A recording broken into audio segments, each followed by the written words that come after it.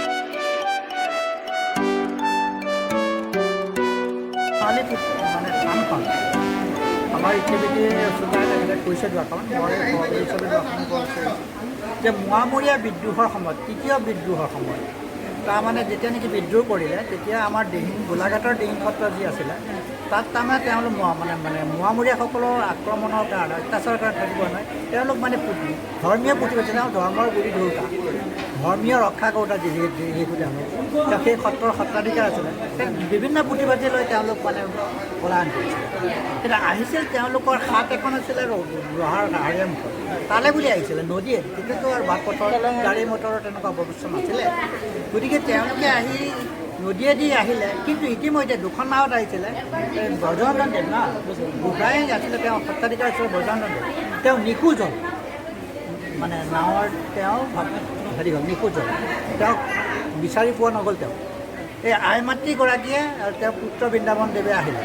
অহাৰ পিছত যেতিয়া নেকি ইয়াত মানে মানুহৰ সমাগম যেতিয়া দেখিলে, তেতিয়া তেওঁলোকে ইয়াতে নাও আনিলে, আৰু ৰাইজেও যেতিয়া দেখিলে এখন নাও এটা আহিছে, তেতিয়া ৰাইজে তেওঁলোকক সম্বেদ ল'লে, আৰু তেতিয়া তেওঁলোকক যেতিয়া দেখিলে তেওঁলোকে নুগুৰাৰ পৰা পলাই আহিছে।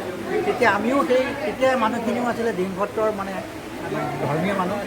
তেতিয়া তেওঁলোকক খাই দিলে, আৰু এখন চালি আকাৰেৰে তেওঁলোকে ক'লে যে, আই মাতৃয়ে ক'লে যে মই পুথিপাতি লৈ আহিছোঁ, গতিকে আপোনালোকৰ ইয়াতে ৰত্নাৱলী সাঁচিপাতত বিৰচিত আৰু মাধৱ গুৰুজনাৰ বিৰচিত সাঁচিপাতৰ পুথিখন ইয়াতে আপোনালোকক স্থাপনা কৰোঁ, আপোনালোকক সুবিধা দিয়ক, আৰু ৰাতিপুৱা গধূলি আপোনালোকে বন্তিকৈ জ্বলাই ৰাখিব, এই বুলি তেওঁ পৰামৰ্শ কৰে। তেতিয়া বৃন্দাবন চন্দ্ৰদেৱৰ সেই ডেকা মানে পুত্ৰই ইয়াতে মানে পুথিভাগ স্থাপন কৰিলে। স্থাপন কৰা তেতিয়াৰ পৰা ধৰি মানে এই পুথিভাগ ইয়াতে আছে, আৰু ৰাইজে লাহে লাহে লাহে এখন ডাঙৰ সভা খাটি বাৰখেৰুৱা ডাঙৰ সভালৈকে পূজা অৰ্চনা কৰি আছে।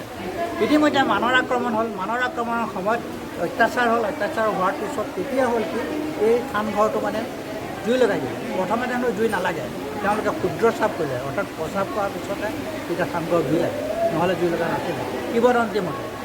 তাৰপিছত যেতিয়া নেকি জুই লাগি গ'ল, ৰাইজেতো হেৰি হ'ল, তাৰপিছত গৈ কিন্তু ঘৰ জুই লাগিলে, কিন্তু পুথিভাগ অক্ষত অৱস্থাত সেই বৰুণ গছ এজোপাত গৈ আছিল। আমাৰ ৰাইজে যেতিয়া নেকি অত্যাচাৰ মান গুচি গ'ল, তেতিয়া সেই পুথিভাগ বিচাৰিলে, কিন্তু আমাৰ যি পূজাৰী আছিলে ইয়াৰ থানৰ সেইখিনি সময়ত তেওঁ সপোনত দেখালে যে ভাগৱত বাবু মই ইয়াতে আছোঁহি, আপোনালোকে মোক লৈ যাওক। তেতিয়া ৰাইজে গাই গাই তেওঁ, আৰু তেতিয়াৰ পৰা ধৰি আজিলৈকে সেই পুথিভাগ আছে, আৰু ৰাইজেও পূজা অৰ্চনা কৰে। আৰু তেতিয়া হ'ল কি, ৰাইজে মনেৰে আত্মাৰে যিটো বিচাৰে সেইখিনি সময় সকলোৱে পাইছিল। সেইকাৰণে ৰাইজৰ আজি অসমৰ ইটো মূৰৰ পৰা সিটো মূৰলৈ আজি যাত্ৰী সমাগমটো সদায় হয়। এই ক'ভিডৰ কাৰণে আমাৰ ইয়াত যাত্ৰী সমাগমটো কম। আমাৰ বছৰেকৰ ইনকাম প্ৰায় 4 লাখৰ পৰা 6 লাখ টকা এই থানখনত, এই খালী শৰাই বাবা। যিটো বাৰ্ষিক ইনকাম হয় এইটো আপোনালোকে চৰকাৰৰ ঘৰলৈ দিব লাগে? চৰকাৰ গ'লে নাই, আমাৰ নামঘৰৰ উন্নয়নৰ কাৰণে আমি খৰচ কৰোঁ। ইয়াত আমাৰ থানৰ এটা একাউণ্ট আছে, এই একাউণ্টটোৰ লগত বেংকত আছে।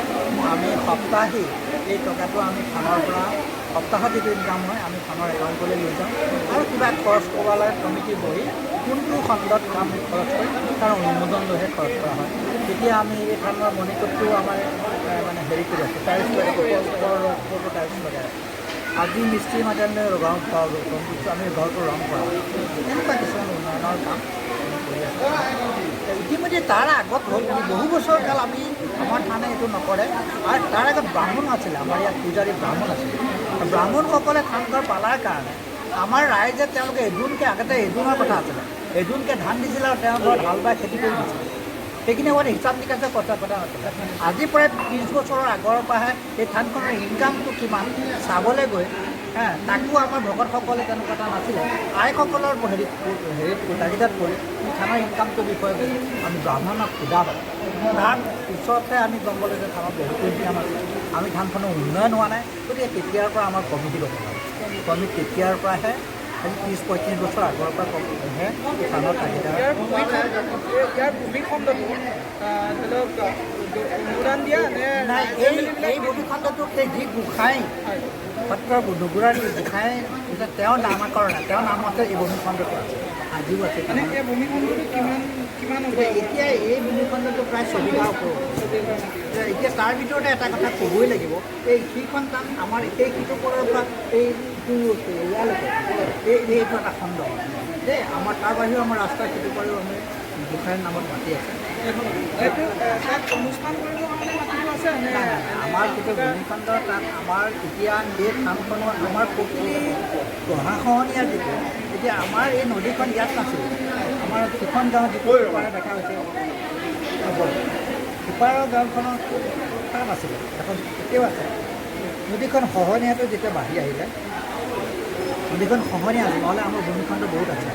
তেতিয়াহে নদী খহনীয়াটো বন্ধ তেতিয়া কৰা আগত অতীতত কিমান মাটি আছিলে আৰু বৰ্তমানে কিমান মাটি আছে? এই বিষয়েটো মই এতিয়া অজ্ঞ, এইটো মই চাব লাগিব। এতিয়া 24 বিঘামান মাটি আমাৰ বৰ্তমানে 24 বিঘা আছে। 24 বিঘামান আৰু আজি প্ৰায় 50 বছৰ আগত এই থানখন আমাৰ মাথাউৰিটো সিটো পায়, এই মাথাউৰিটো নাছিলে, এই মাথাউৰি আছিলে এই নদীৰ বান্ধত, দুটা মাথাউৰি শেষ হৈছে। এই তাত মাটি অলপমান আছিলে আমাৰ 2 বিঘামান মাটি, আৰু দুঘৰ মানে দানো দিয়া আছিলে লগতে।